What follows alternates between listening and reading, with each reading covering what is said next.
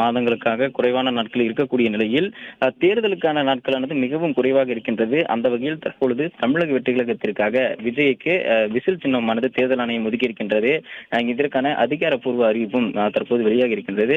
தொடர்ந்து கமலினுடைய மக்கள் நீதி மய்ய கட்சிக்கு டார்ச் லைட் சின்னமும் ஒதுக்கி இருக்கின்றது. கடந்த தேர்தலின் போதும் டார்ச் லைட் சின்னத்திலேயே கமல்ஹாசன் போட்டியிட்டிருந்தார். புதிதாக களமிறங்கக்கூடிய தமிழக வெற்றி கழகத்தின் மீது மிகப்பெரிய ஒரு எதிர்பார்ப்பு இருக்கக்கூடிய நிலையில் அந்த தேர்தலை எப்படி கையாளப் போகிறார்கள் என்கின்ற அந்த ஒரு கேள்வியும் இருந்து வந்தது. தொடர்ந்து அவர்கள் தரப்பிலிருந்து பல சின்னங்கள் அவர்கள் தரப்பிலிருந்து கோரிக்கையாக வைக்கப்பட்டிருந்தது. ஆட்டோ, விசில், கிரிக்கெட், மட்டை பந்து என்கின்ற பல்வேறு சின்னங்களானது அவர்கள் தரப்பிலிருந்து கோரிக்கையாக வைக்கப்பட்டதாகவும் அண்மையில் அந்த தகவல்களும் பரவி வந்திருக்கக்கூடிய நிலையில் தற்பொழுது இந்திய தேர்தல் ஆணையம் தரப்பிலிருந்து அதிகாரப்பூர்வமாக தமிழக வெற்றி கழகத்திற்காக விசில் சின்னம் ஒதுக்கப்பட்டிருப்பதாக அந்த தகவலும் வெளியாகி இருக்கின்றது. தொடர்ந்து வருகின்ற 2026ஆம் ஆண்டு சட்டமன்ற தேர்தலுக்கு போட்டியிடக்கூடிய மக்கள் நீதி மையத்திற்கும் தமிழக வெற்றி கழகத்திற்கும்